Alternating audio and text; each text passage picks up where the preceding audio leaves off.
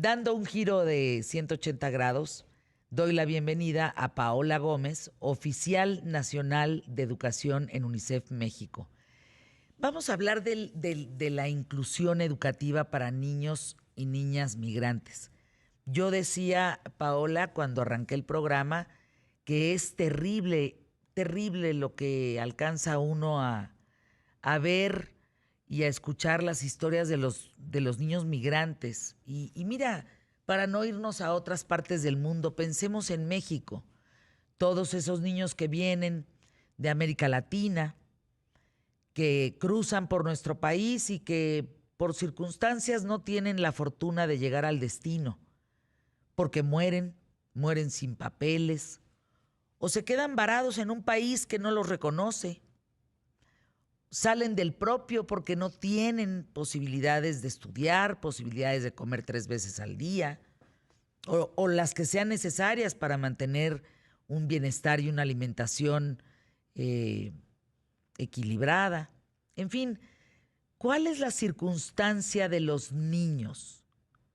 ¿Es México uno de los países que vive más gravemente el presente y el futuro de los niños?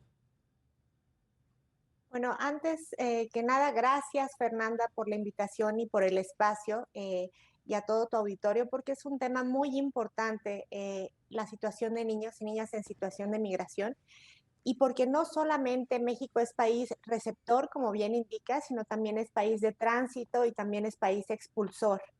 Y la situación de los niños y niñas pasa por una serie de vulnerabilidades que tú señalaste muy bien. No nada más el tema de protección, ellos están en un contexto o en contextos donde sus derechos a la libertad, su derecho también a una vida libre de violencia está vulnerado, pero también a vulneraciones en la nutrición y nosotros ahora en UNICEF estamos señalando las vulneraciones en el tema educativo. Estas niñas y estos niños que bien señalas vienen ahora en grandes caravanas de Centroamérica, pues no están recibiendo la educación a la cual tienen derecho, porque los derechos viajan con los niños, ¿no? Y tienen derecho a la educación en el país de origen y ahora en el país de tránsito que es México. Y las instituciones educativas, desafortunadamente, por diversas razones, no pueden brindarlo. Además de lo que tú ya señalas, hay y hemos visto exacerbado un tema de discriminación y xenofobia en contra de esta población.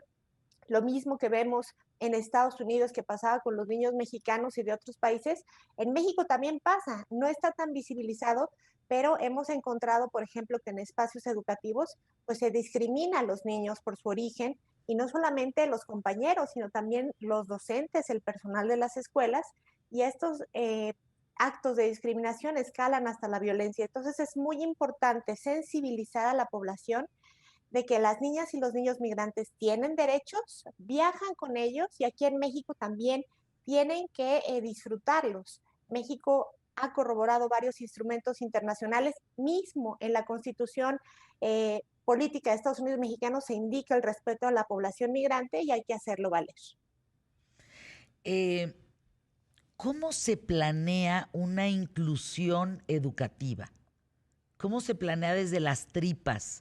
Me parece una pregunta importante porque si bien hablamos de la necesidad de la educación, del alimento, de etcétera, todas estas derechos que tienen los niños, pero ¿cómo frente al terrible problema que hay, no solo en México, a nivel mundial, cómo se planea darles educación? Ese es uno de los principales problemas que nos enfrentamos. En realidad, hasta últimos años, aunque México ha sido un país de tradición migratoria y tiene ciudades fronterizas en el norte y en el sur, no ha habido planeación. De hecho, hay primero vacíos legales. La población migrante no está considerada en la Ley General de Educación y me refiero a la población migrante centroamericana. Sí está considerado los niños y niñas repatriados, los que vienen de Estados Unidos, y los niños y niñas jornaleros migrantes al interior del país.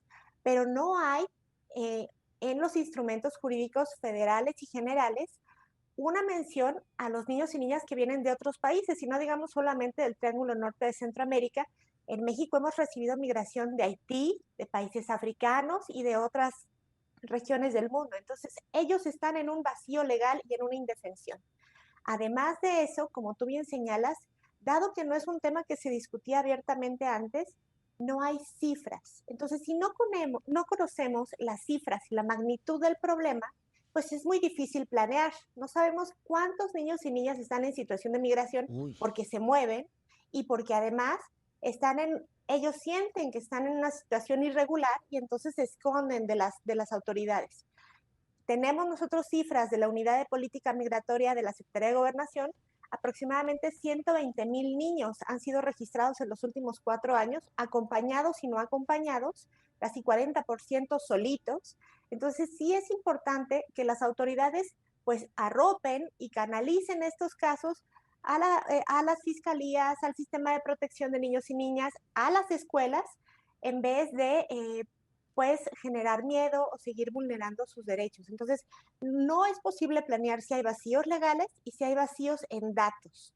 A partir de ahí, yo creo que podemos ir construyendo una planeación paulatina y por eso en UNICEF estamos trabajando esto con la SEP y otras autoridades. Hay un dato en donde el número de menores migrantes crece, eh, según UNICEF, en el año 2021, que pasa de 380, esto es delicadísimo, Paula, de 380 niños migrantes a casi 3,500. ¿Por qué? ¿Por qué se Las cifras disparó de esta manera, Paola? Esto es encabezado de primera plana de un periódico.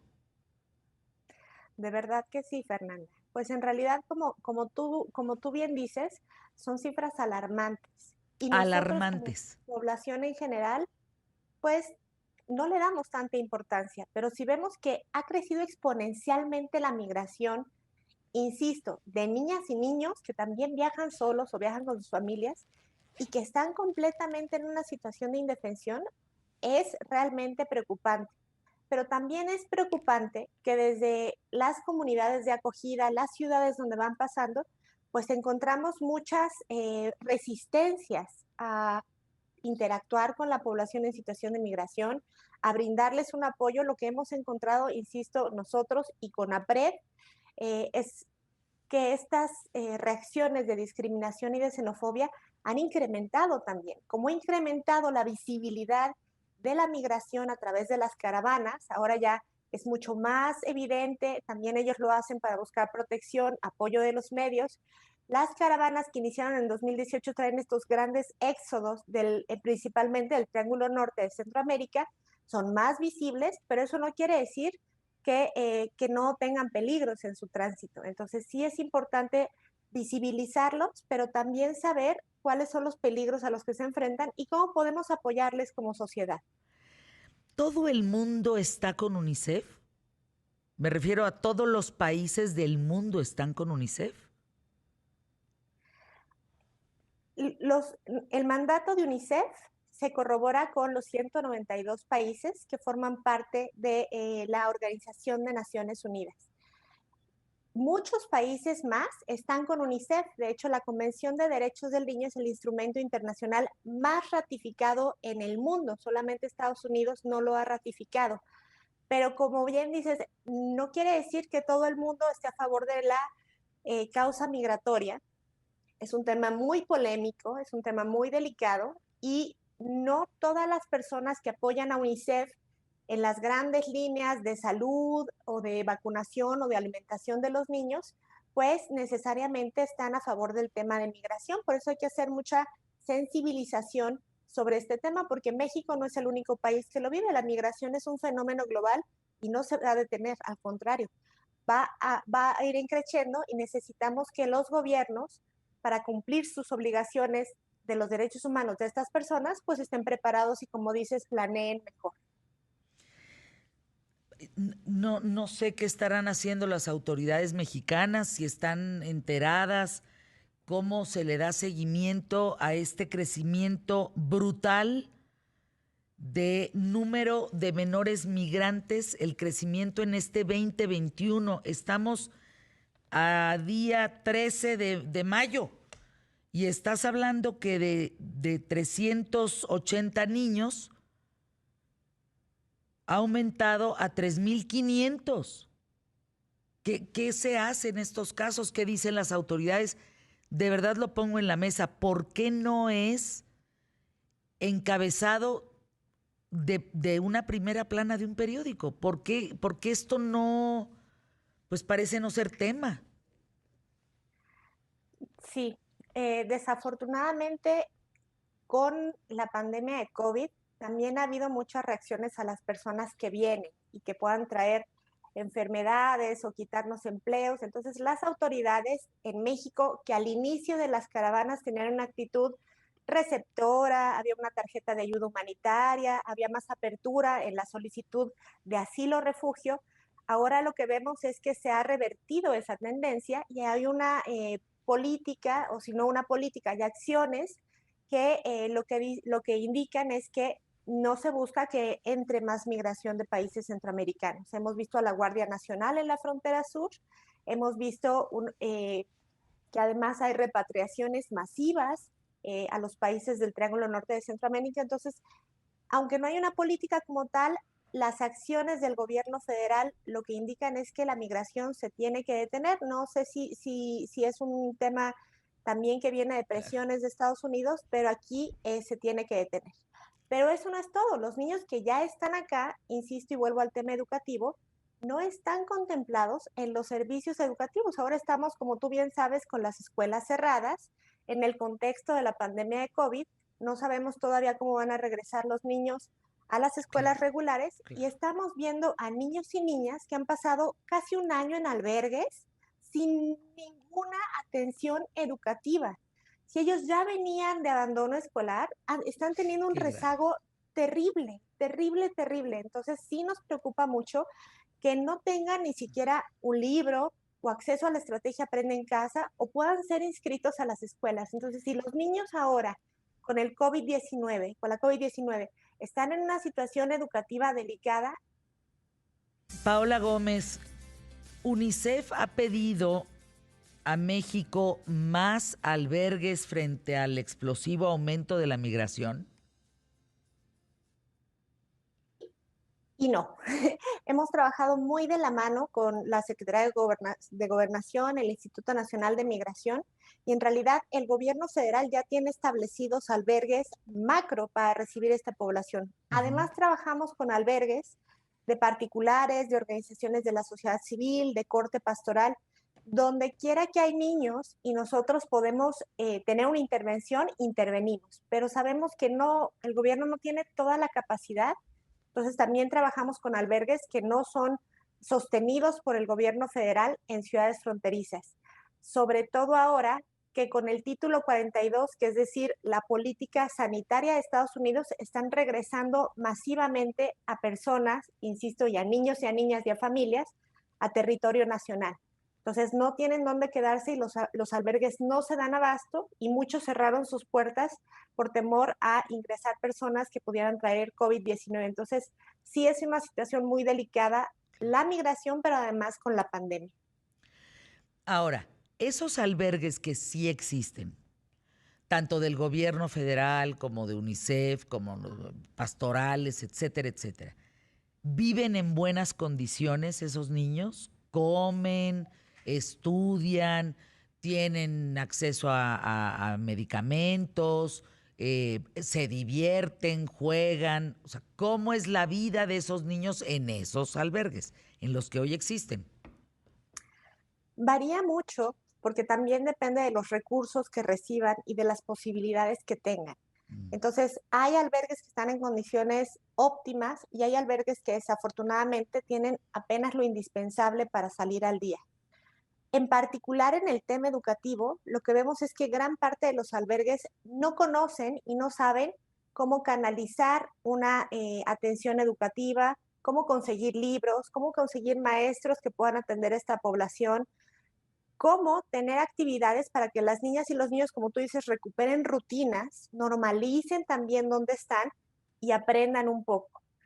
Lo que vemos nosotros con el tema educativo, que no solamente aprender sumas y restas y las letras, también ayuda a la salud mental y el acompañamiento Claro. psicoemocional de estos niños. Entonces, darles rutinas, darles además un contexto de dónde están, de qué es México, un contexto un poco de la historia, del lugar donde están en este momento, pues los ayuda también a asimilar todo el tema de trauma que traen detrás, las violencias que han vivido y también pues a incorporarse un poco más a la comunidad de acogida. Entonces, la educación salva vidas no solamente porque aprendan y puedan tener un mejor futuro, sino porque además normaliza rutinas que para los niños en esta situación es muy importante. Y los albergues, la mayoría no tienen acceso a esto.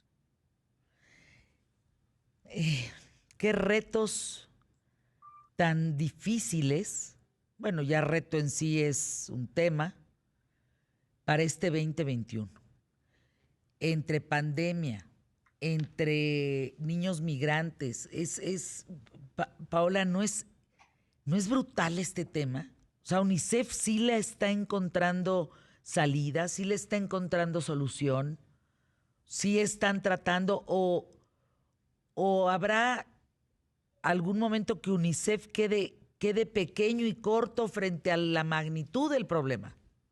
Porque estamos hablando, perdón, moción, levanto la mano, estamos hablando, Paola, ahorita de niños en México.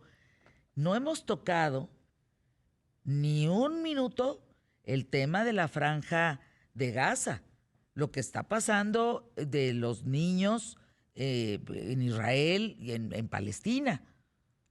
Por hablar de dos conflictos, uno migratorio en esta zona del mundo y otro allá de niños asesinados. Entonces, a ver, ¿puede UNICEF o cómo podemos también ayudar a UNICEF? ¿Cómo, o le queda chico o le queda grande, ¿no? Los problemas. Hay que tener que aceptar, pues, hasta dónde puede uno y hasta dónde, pues, ya te rebasa, ¿no?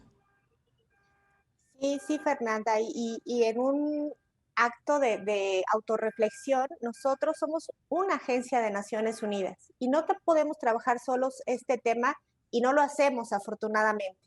Primero trabajamos con otras agencias hermanas de la Organización de Naciones Unidas como la Organización Internacional para las Migraciones, como el Alto Comisionado de Naciones Unidas para los Refugiados, ACNUR, y con UNESCO. Entonces, trabajamos muy de cerca con otras agencias para atender los derechos y la situación educativa de niños y niñas y también las situaciones de protección, de agua, saneamiento, higiene, de nutrición, de todas las brechas que estamos viendo en el territorio mexicano y en otras partes del mundo. Trabajamos siempre en coordinación para brindar ayuda humanitaria y de primera necesidad a estas niñas y estos niños. Cabe también mencionar que las agencias de cooperación somos chiquititas y somos minúsculas ante lo que podemos hacer. Entonces, por eso trabajamos siempre con los gobiernos. UNICEF no podría trabajar el tema educativo para niños y niñas en situación de migración con los números que tú ya señalaste si no estuviéramos de la mano Claro. con la Secretaría de Educación Pública o con la Secretaría de Gobernación. La única forma de que esta gran problemática que vemos o las brechas que vemos en distintos estados con los niños y niñas es de la mano con el gobierno. Entonces el gobierno sí nos ha apoyado mucho, también la cooperación de otros países, tenemos recursos de cooperación alemana, tenemos recursos de Secretaría de Relaciones Exteriores, todo el mundo está apoyando porque sabe que esto tiene que ser un esfuerzo coordinado y a nivel federal y a nivel local. Al final del día, la gente en las escuelas, en las comunidades, en los albergues, quien tiene trato directo, pues también va a tener que implementar pues estas políticas de ayuda y estas políticas de aceptación a la diversidad, porque las comunidades están cambiando y no se va a detener, esto va a seguir. Entonces tenemos que adaptarnos día a día a lo que va a ser el futuro. Aquí hay varias cuestiones. Eh, Paola, ¿esos niños y niñas van acompañados de algún adulto? ¿Están solos? Esos que están en los albergues, ¿cómo son niños abandonados? ¿Son niños que murieron los padres en el camino de la migración? O sea, al lado de cada niño y niña, ¿hay adultos? ¿Hay algún familiar o están completamente solos? Encontramos, así como situaciones que acabas de escribir, otras miles. Hay niños y niñas que viajan con sus familias, pero hay niños y niñas que los encargan con una persona que venía en la caravana y se van los hermanos solos.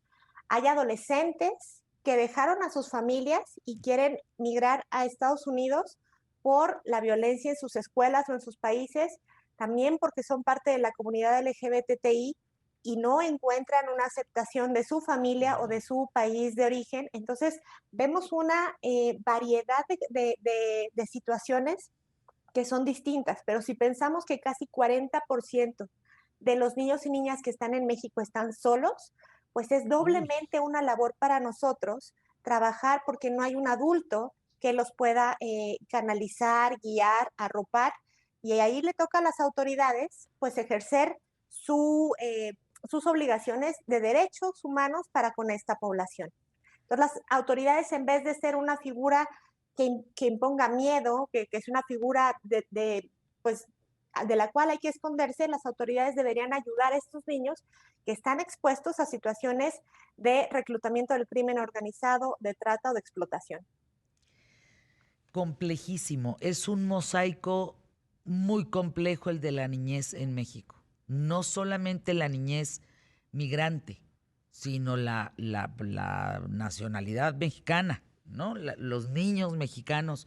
Es muy complejo lo que se está viendo y viviendo. Ahora, comentaba yo en los pocos minutos que me quedan, comentaba yo al principio del programa, Paola, de aquellos enjaulamientos provocados por Donald Trump.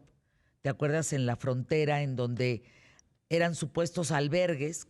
Que cuando yo denuncié aquí en ¿Qué tal, Fernanda?, que estaban estos niños abandonados pero enjaulados en una especie de centros o campos de concentración, porque eso eran, usamos bien los términos en este espacio. ¿Qué pasó con esos niños? ¿Siguen ahí? ¿La administración Biden, tienes alguna noticia? ¿Los removió? ¿Qué ha pasado con esos niños enjaulados en la frontera?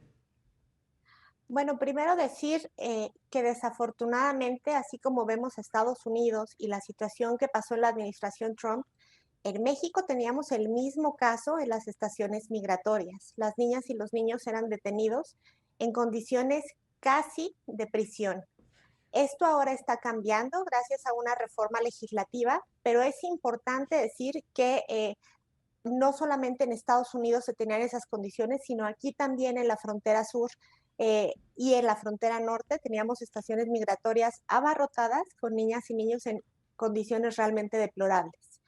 Ahora, con la administración Biden que hemos visto, efectivamente se levantó el tema del MPP o Migrant Protocol Policies, y lo que pasó es que muchas personas que esperaban de este lado de la frontera en México su cita para poder acceder a un asilo o refugio en Estados Unidos y que pasaron aquí casi un año eh, en albergues o en donde podían, pues ya están accediendo al país vecino. Pero ¿qué pasa? Parece que esto se está destrabando, pero bajo el título 42 que ya mencionaba, que es la política de salud de Estados Unidos, donde dicen no sabemos si pueden traer COVID-19 o no, entonces Exacto. se regresan. Entonces parece que hay una salida, pero la misma política del Departamento de Estado de Estados Unidos, pues encuentra una salida por otro lado. Entonces no es que la situación se resuelva fácilmente. Gracias, Paola. Es un agasajo escucharte por la claridad de los datos, los conceptos y los retos que UNICEF enfrenta hoy en día.